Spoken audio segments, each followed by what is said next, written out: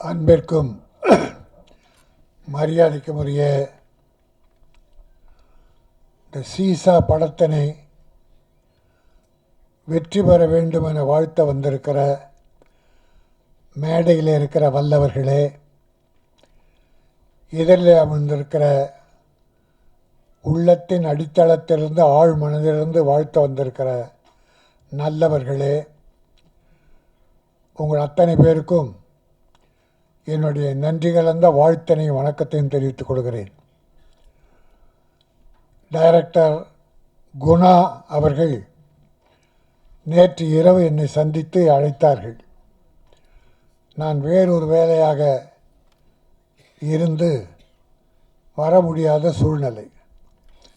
நான் எவ்வளோ சொன்னேன், நான் எர்ணாவூர் பக்கம் இருக்கேன், அங்கேருந்து வர்றதுக்கு இல்லை, எப்படியாவது வந்தாகணும்னாங்க. அன்பு கட்டளை இயக்குனுடைய அந்த அன்பு கட்டளை ஏற்று சின்ன படம் பெரிய படமாக வேண்டும், நம்முடைய நல்ல உள்ளத்தாலே அதை வாழ்த்த வேண்டும்.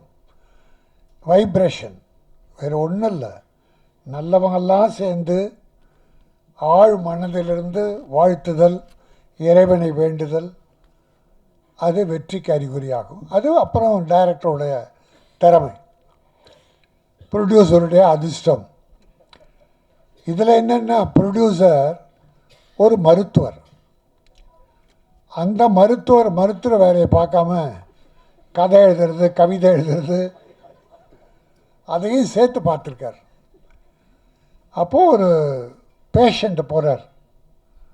போகும்போது நல்ல மாதிரியாக பேசி பழகி, அப்போது டாக்டருடைய குணம் தெரியுது. எந்த பேஷண்ட் போனாலும் அவங்களோட மனசு விட்டு பேசி அவங்களுடைய பிரச்சனைகளை தெரிந்து முடிந்தால் உதவி பண்ணுறது, இல்லைன்னா நோய் தீர்க்கிறது. ஓ, மனநல மருத்துவரா? ரொம்ப மகிழ்ச்சி. அதான் உங்கள் மனம் நலமடைய அவர் வாழ்த்திருக்கிறார். இன்றைக்கி இந்த உலகத்தில் எவ்வளோ பார்க்குறோம். நண்பர்களையோ நம்பியவர்களையோ துரோகம் செய்து மோசம் செய்து தான் பார்த்துருக்கிறோம். ஆனால் நோய் தீர்க்க போனவரை அவர் குறையறிந்து நோயையும் தீர்த்து அவர் வாழ்க்கையிலுடைய அந்த கஷ்டத்தையும் போக்குவதற்கு, அவருடைய எண்ணத்தை நிறைவேற்றுவதற்கு ஒரு பட தயாரிப்பாளரானது உலக அதிசயம். அது அந்த நல்ல மனம் வாழ்க, செந்தில்நாதன் நாடு போற்ற வாழ்க. சீசா எப்படி வித்தியாசம்னா, பொருளாதாரத்தில் உயர்ந்தவங்க உயர இருப்பாங்க, தாழ்ந்தவங்க கீழே இருப்பாங்க. வெயிட் அதிகமாக இருக்கவன் கீழே இருப்பான், வெயிட்டு குறைவாக இருக்கவன் மேலே இருப்பாங்க. சீசா வெயிட்டானவங்களை கீழே இறக்கும், லேசானவங்களை மேலே ஏற்றும். அதான் ஏற்றம் இறக்கம் சீசா. உங்களுக்கு தஞ்சாவூர் பொம்மையை பற்றி தெரியும். தஞ்சாவூர் பொம்மை எப்படி போட்டாலும் கீழே கவுத்து போட்டாலும் நிமிந்துடும். நம்ம கவுத்து போட்டோன்னு வச்சுங்க, அது வழக்கமாக வந்து நின்றுடும். அதுதான் வாழ்க்கை. அது வாழ்க்கையின் பெரிய தத்துவத்தை சொல்கிறது. நீ யார் உனக்கு துரோகம் செய்து உன்னை கவிழ்த்தாலும் நீ உன் திறமையால் நிமிர்ந்த நெல்.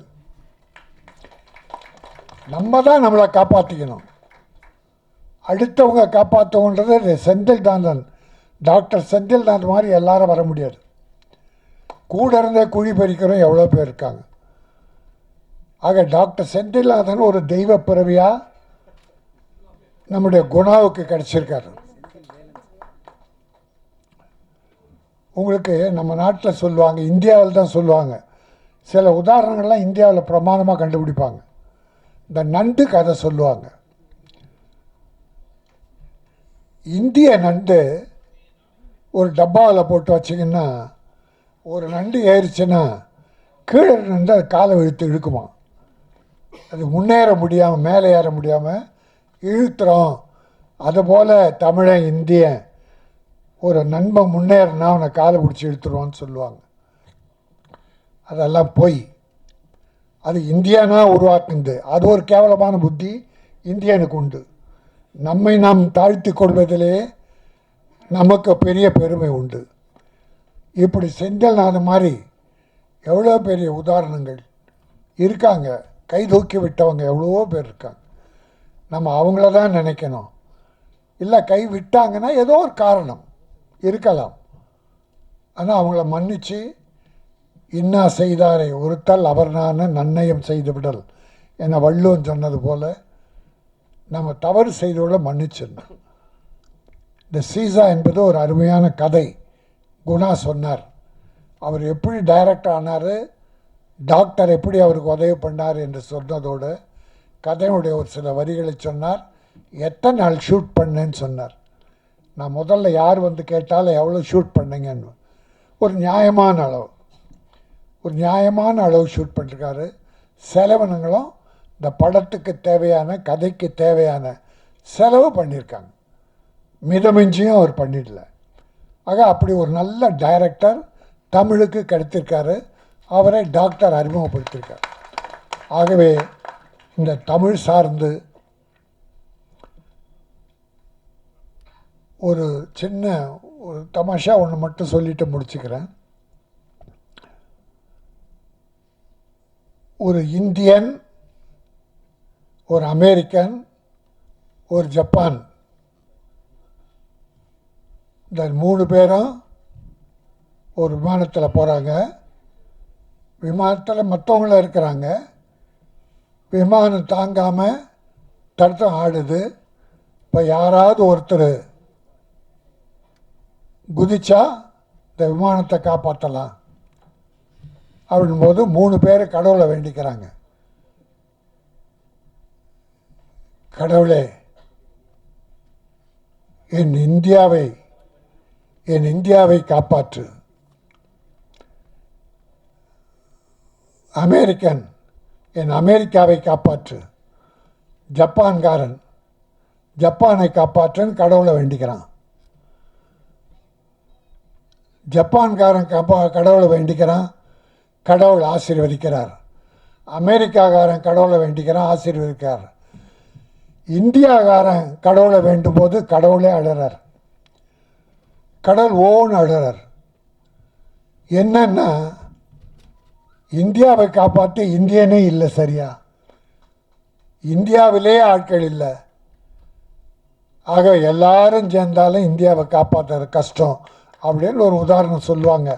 அதெல்லாம் பொய். அப்படிப்பட்ட உதாரணங்களை சூது மனம் படைத்தவர்கள், குறைபாடு மனம் படைத்தவர்கள் தான் சொல்லுவாங்க. எல்லாருமே பாசிட்டிவாக நான் வளரணும், நீ வளரணும், நாடு வளரணும், எல்லாரும் வளரணும் என்கிற எண்ணம் யாருக்கெல்லாம் இருக்கிறதோ அவர்கள் மனம் தூய்மையாக இருக்கும். நம்முடைய விவேகானந்தார் ஒரு உதாரணம் சொல்வார். மனிதனே, உன் மனம் குப்பை தொட்டி அல்ல. அந்த குப்பை தொட்டியாக நினைத்து நீ கண்டதை உள்ளே போட்டுக் கொள்ளாதே.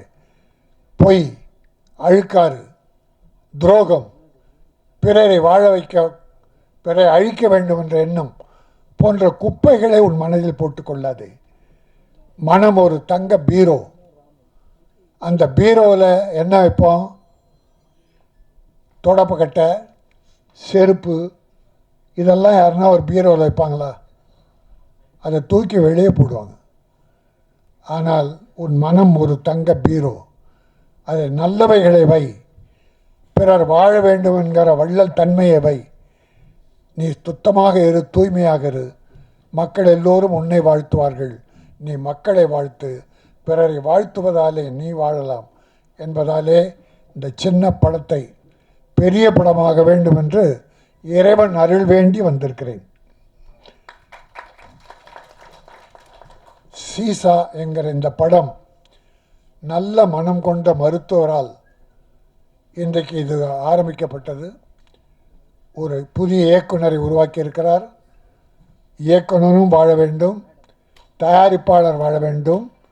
தயாரிப்பாளர் திரும்பி பணம் வந்தால் அடுத்து படம் எடுப்பார்.